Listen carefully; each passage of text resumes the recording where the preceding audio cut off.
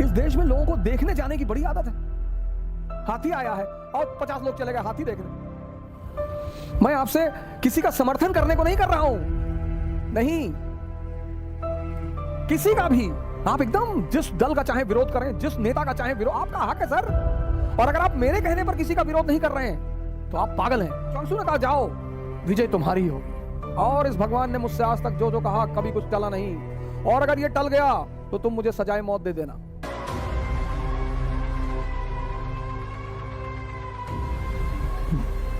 जय हिंद फ्रेंड्स। इस देश में लोगों को देखने जाने की बड़ी आदत है। हाथी आया है और 50 लोग चले गए हाथी देखने।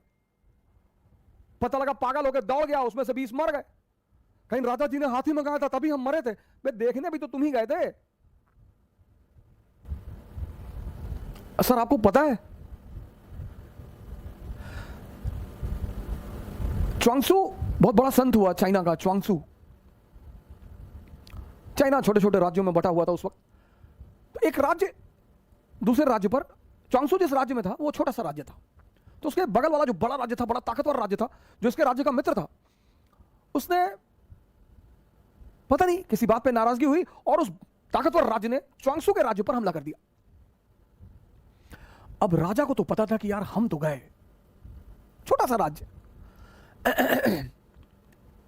अब 1856 में झांसी रानी लक्ष्मीबाई कि हम क्यों इतना महिमा मंडन करते हैं, छोटा सा बिंदी भर का राज्य, बिंदी भर का, जिन अंग्रेजों की सत्ता पूरे भारत में स्थापित हो चुकी है, वो उनसे लड़ रही हैं। क्या हिम्मत रही होगी,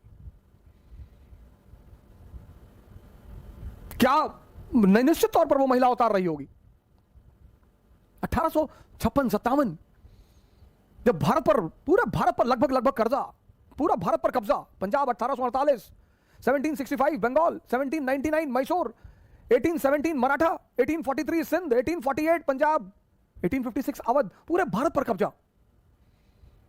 और वो छोटी सी झांसी की रानी लड़ रही है। वो दम है सर। ऐसे ही कुछ मसला था। एक झांसी जैसा स्टेट और एक ईस्ट इंडिया कंपनी जैसे स्टेट ने च्वांगसू के राज्य पर हमला कर दिया। च्वांगसू का जो राज्य का वजीर था वो च्वांगसू से बड़ा प्रभावित रहता था। कभी कभी मिलने आता था कि सरकार, राजा महाराजा भी साधु संगत में कभी कभी बैठते हैं, थोड़ा सा आनंद लेते हैं। तो वजीर ने राजा से कहा कि यार यहां एक संत रहता है, मैं जब भी फंसता हूं ना मैं उससे राय लेता हूं और आज तक राय गड़बड़ नहीं हुई। राजा ने कहा ले लो, अब तो मरना वैसे भी है, ले लो। वजीर आया च्वांगसू के पास, कहा यार ऐसी ऐसी बात है, अगला राज्य तो सुनने को तैयार नहीं, लड़ाई तो होगी और हम मरेंगे।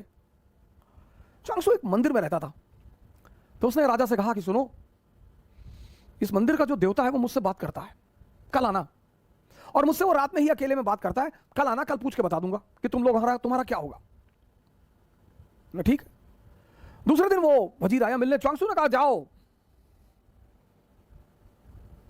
विजय तुम्हारी ही होगी। और इस भगवान ने मुझसे आज तक जो जो कहा कभी कुछ टला नहीं, और अगर ये टल गया तो तुम मुझे सजाए मौत दे देना। राजा खड़ा, सेनापति खड़ा, वजीर खड़ा कि अच्छा भगवान ने कहा, बोले भगवान ने कहा। ये सब आ गए ताव में, इन्होंने पड़ोसी राज्य पर हमला कर दिया, हरा दिया। सर ये होती पॉजिटिविटी की ताकत। मैं आपसे किसी का समर्थन करने को नहीं कर रहा हूं, नहीं, किसी का भी। आप एकदम जिस दल का चाहे विरोध करें, जिस नेता का चाहे विरोध, आपका हक है सर। और अगर आप मेरे कहने पर किसी का विरोध नहीं कर रहे हैं तो आप पागल हैं। आपको विरोध करना है आप करिए, एकदम करिए। लेकिन इस देश में लोग विरोध पर्दे में बैठकर करते हैं। साइकिल सत्याग्रह में बुलाया था, 9 लोग आए थे, आए तो 17 लोग, 18 लोग थे, बाकी लोग भाग गए 20 किलोमीटर के बाद। सर पॉजिटिविटी में ताकत है। तो राजा जब जीत कर लौट रहा था तो राजा ने अपने वजीर से कहा कि चलो यार च्वांगसू को थैंक यू तो बोल दें, कुछ तोहफा तो दे दें। वजीर ने कहा हाँ हाँ बिल्कुल यार चलते हैं। गया ये सब गए मिलने के लिए, वजीर, सेनापति, राजा सब गए मिलने। बुलाया च्वांगसू को कि सरकार हम जीत गए। हाँ बोले जीत गए तो हमें क्यों बताने आए हो, जाओ यहां से। अरे बोले नहीं सरकार आपको धन्यवाद कहने आए। बोले हमें काहे का धन्यवाद कहने आए हो, लड़े तुम, मेहनत तुमने की, हमें क्यों धन्यवाद कहने आए हो। अरे बोले आपको धन्यवाद कह दें, इस मंदिर के भगवान को धन्यवाद कह दें। बोले मंदिर में कोई भगवान नहीं है, ये तो मेरी आदत है, मैं उसका नाम लेकर कह देता हूं। वो तो तुम जीत गए, तुम्हारी किस्मत। सर ये है पॉजिटिविटी की ताकत। कौन मरेगा कौन जिएगा ये किसी को नहीं पता सर, ये किसी को नहीं पता, लेकिन ये है पॉजिटिविटी की एक ताकत।